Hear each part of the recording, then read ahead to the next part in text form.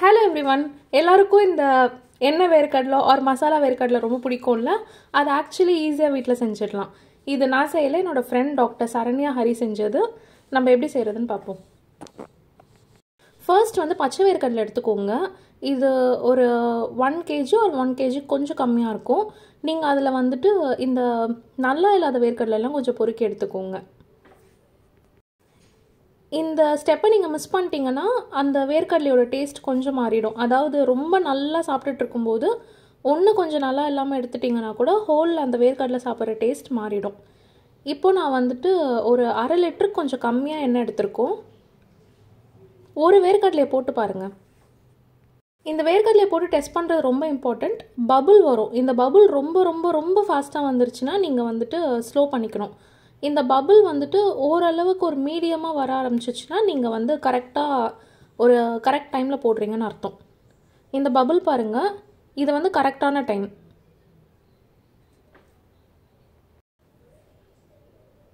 இந்த மாதிரி நீங்கள் பார்த்துட்டிங்க அப்படின்னா நீங்கள் எல்லா வேர்க்கடலையுமே போட்டுடலாம். இந்த வேர்க்கடலை போடும்போது ஒரு ஸ்டெப் இருக்குது. என்னென்னா, கொஞ்சம் அந்த சைடு பார்த்து போடணும். அப்போ தான் உங்கள் மேலே தெரிக்காது. உங்கள் சைடே போட்டுக்கிட்டிங்கன்னா உங்கள் மேலே தெரிச்சிரும். இப்போ பாருங்கள், இந்த பபுள் வருதுல, இதுதான் கரெக்டான ஸ்டேஜ். நம்ம இந்த ஒரு அப்ராக்சிமேட்டாக 1 kg எடுத்துப்போம். இதை 4 பேட்சஸாக எடுக்க போகிறோம். 1/4 கிலோ ஸ்டேஜ் அந்த மாதிரி நம்ம வறுக்க போகிறோம்.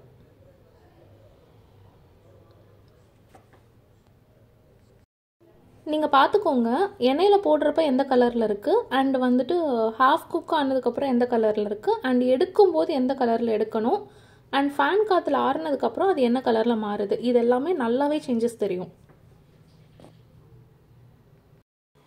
நாங்கள் போட்டு ஒரு 12 minutes கிட்ட அதை நாங்கள் வருத்தோம். இதை நீங்கள் பண்ணும்போது உங்களுடைய ஸ்டவ் நல்லா சிம்மில் வச்சு பண்ணணும். நல்லா ஸ்லோவாக இருக்கணும், ஸ்லோவாக வறுக்கணும். கொஞ்சம் கூட ஸ்பீட் ஆக்கக்கூடாது. நீங்கள் அந்த எண்ணெயோடைய டெம்பரேச்சரை மேலே கை வச்சு அந்த ஆவி வருதுல அதில் செக் பண்ணிக்கிட்டே இருக்கணும். கொஞ்சம் அதிகமான மாதிரி தெரிஞ்சிச்சுன்னா நீங்கள் ஸ்டவ் ஆஃப் பண்ணிவிடுங்க. ஒரு 2 minutes ஒரு 1.5 minutes கிட்ட ஆஃப் பண்ணிவிட்டு, ஆஃப் பண்ணியிருக்கும் போதே வறுத்துக்கிட்டே இருங்க. அண்ட் ஒரு 1.5 minutes கழித்து திரும்ப ஸ்லோவில் வச்சுருங்க. அடுப்பை பற்றி ஸ்லோவில் வச்சிடணும்.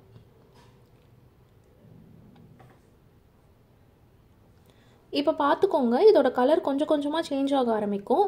அண்ட் இது கரெக்டாக ஃப்ரை ஆகிடுச்சான்னு பார்க்குறதுக்கு ஒரு விஷயம் இருக்குது. என்னென்னா, சில வேர்க்கடலையில் தோல் இல்லை பாருங்கள், கொஞ்சம் ஒயிட் கலராகவே இருக்குல்ல, அந்த ஒயிட் கலர் வேர்க்கடலை கொஞ்சம் கலர் மாற ஆரம்பிக்கும். அதை பார்த்து நீங்கள் ஃப்ரை ஆகிடுச்சா இல்லையான்னு கண்டுபிடிச்சிக்கலாம். இப்போ ஹாஃப் குக் கிட்ட ஆயிடுச்சு. இப்போது நம்ம ஃபஸ்ட்டு போட்ட கலர் எப்படி இருந்துச்சு, இப்போ என்ன கலரில் இருக்குன்னு பார்த்துக்கோங்க. நல்ல கலர் சேஞ்சஸ் தெரியும். ஆனால் அதே மாதிரி அந்த ஒயிட் கலரில் இருக்க வேர்க்கடலையோட கலரும் பார்த்துக்கோங்க.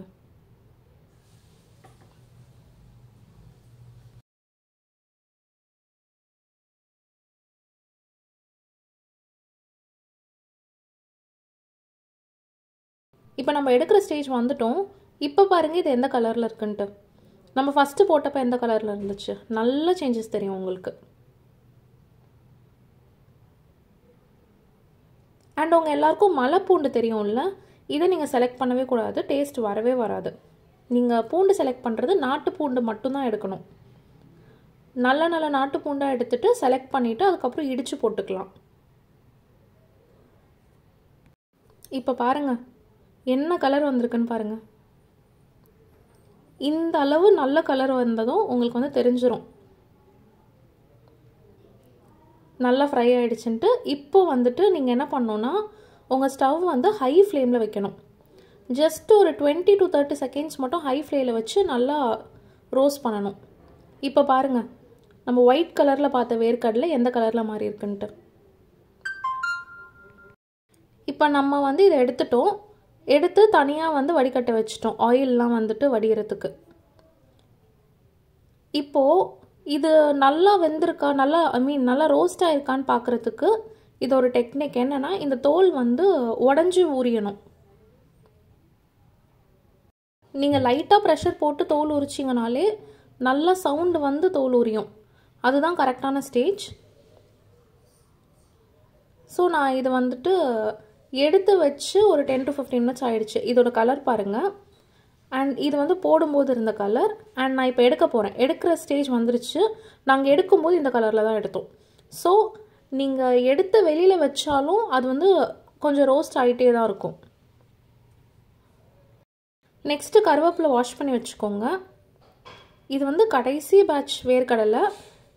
இந்த கடைசி பேட்ச் வேர்க்கடலையில் அந்த எண்ணெயோட கலர் கொஞ்சம் கூட சேஞ்ச் ஆகலை பார்த்துக்கோங்க. நீங்கள் ஸ்லோவாக வச்சு பண்ணிங்கன்னா எண்ணெயோட கலர் சேஞ்சே ஆகாது. இப்போ பூண்டை நல்லா இடிச்சுக்கோங்க.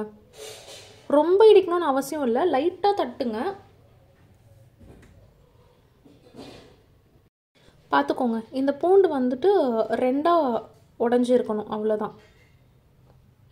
லைட்டாக நசங்கி இருந்தாலே போதும். ரொம்ப தூள் தூள் ஆகணும் அந்த மாதிரிலாம் கிடையாது. இந்த மாதிரி இருந்துச்சுன்னா போதும்.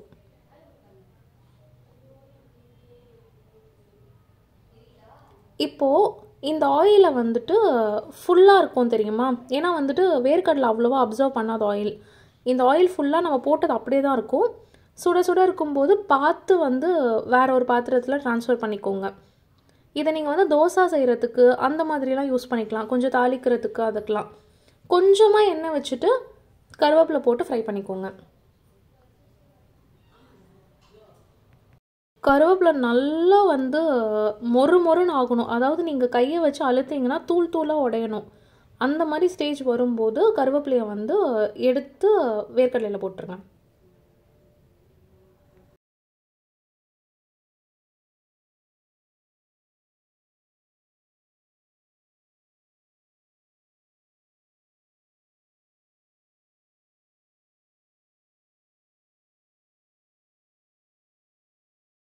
இப்போது இந்த ஆயிலில் வந்து பூண்டு போடுங்க. நம்ம ஏன் வந்து கம்மி ஆயிலில் கருவேப்பிலை வறுத்து பூண்டு வறுக்கிறோன்னா அந்த மற்ற ஆயில் ஃபுல்லாக பூண்டோட ஸ்மெல் வர ஆரம்பிச்சிரும். அதை அவாய்ட் பண்ணுறதுக்காக நம்ம என்ன பண்ணுறோன்னா ஆயிலில் வந்துட்டு எல்லாத்தையும் ட்ரான்ஸ்ஃபர் பண்ணிவிட்டு கொஞ்சோண்டு ஆயிலில் வந்து பூண்டு வறுக்கிறோம். இந்த கலர் வந்ததுக்கப்புறம் எடுத்துருங்க. எடுத்து வேர்க்கடலையில் போட்டுருங்க.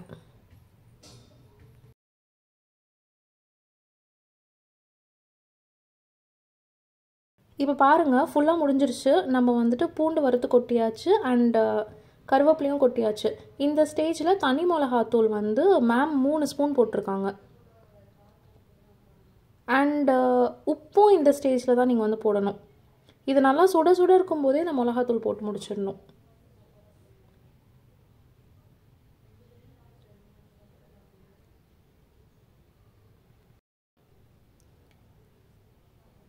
இப்போ வந்து உப்பு போடுங்க. உப்பு வந்து 1.25 ஸ்பூன் போட்டிருக்கோம். எக்ஸாக்டாக 1.25 ஸ்பூன் உப்பு அண்ட் 3 ஸ்பூன் வந்துட்டு தனி மிளகாத்தூள். இப்போ வந்துட்டு நல்லா மிக்ஸ் பண்ணிக்கோங்க. நல்லா குலுக்கி மிக்ஸ் பண்ணுங்கள். இது ஃபுல்லாக வந்து ஸ்ப்ரெட் ஆகும். அந்த உப்பு காரம் எல்லாமே வந்துட்டு ஃபுல்லாக ஸ்ப்ரெட் ஆகணும். நீங்கள் நல்லா குலுக்கி முடிச்சதுக்கப்புறமா ஓரமாக வந்துட்டு ஒரு 15 to 20 மினிட்ஸ்க்கு வந்து டிஸ்டர்ப் பண்ணாமல் வச்சுருங்க. ஸோ அந்த காரம் அதுக்கப்புறம் உப்பெல்லாம் ஃபுல்லாக இறங்கிடும். கொஞ்சம் உப்பு கம்மியாக இருந்தாலும் சரி அதிகமாக இருந்தாலும் சரி பயப்பட வேண்டாம். உள்ளே ஃபுல்லாக இறங்கி ஒரு என்ன சொல்கிறது மேட்ச் பண்ணுறது வந்து ஒரு 15 மினிட்ஸ் கழிச்சு வேணால் நீங்கள் பண்ணலாமே தவிர அந்த டைமே வந்து அவசரப்பட்டு உப்பு கம்மியாக இருக்கா அந்த மாதிரி யோசிக்காதீங்க. இதெல்லாம் வெளில வாங்கினா ரொம்ப காஸ்ட்லியாக இருக்கும். ரொம்ப காஸ்ட்லியாக இருக்கும். அண்ட் வீட்டில் செஞ்சிங்கன்னா ஆயில் கூட நம்ம வந்து மேக்ஸிமம் எடுத்துட்டோம் தோசாக்கெலாம் யூஸ் பண்ணிக்கலாம். அண்டு கருவேப்பிலை பொரிச்சு முடிச்ச ஆயில் என்ன பண்ணணும்னு நாங்கள் சொல்கிறோம். இது வந்துட்டு வீட்டில் செஞ்சிங்கன்னா ஒரு 100 to 150 ருபீஸில் முடிச்சிடலாம். ஏன்னா நாங்கள் வந்து வேர்க்கடலையை 1 kg 80 ருபீஸ்க்கு தான் வாங்கியிருந்தோம். ஸோ பெருசாக செலவு கிடையாது. மேக்ஸிமம் ரேஞ்ச் வச்சிங்கனாலே 150ல் முடிஞ்சிடும். இது வந்து கிட்ஸுக்கு ரொம்ப ஹெல்த்தியான ஸ்நாக். அண்ட் நீங்கள் செஞ்சு வச்சிட்டிங்கன்னா ஒரு 1 வீக்குக்கு சூப்பராக இருக்கும். ரொம்ப நல்லாயிருக்கும். நல்லா மொறுன்னு இருக்கும், கிறிஸ்பியாக இருக்கும். பட் ஒரே ஒரு விஷயம், பொறுமையாக வறுக்கணும். நீங்கள் ஃபாஸ்ட்டாக வச்சு வறுத்திங்கனாலோ இல்லை வந்துட்டு அந்த ஆஃப் பண்ணி வறுக்கணும்னு இல்லை அதெல்லாம் மிஸ் பண்ணிங்கனாலோ கண்டிப்பாக வந்துட்டு இந்த மாதிரி ஒரு அவுட்புட் கிடைக்காது. தேங்க்ஸ் ஃபார் வாட்சிங்.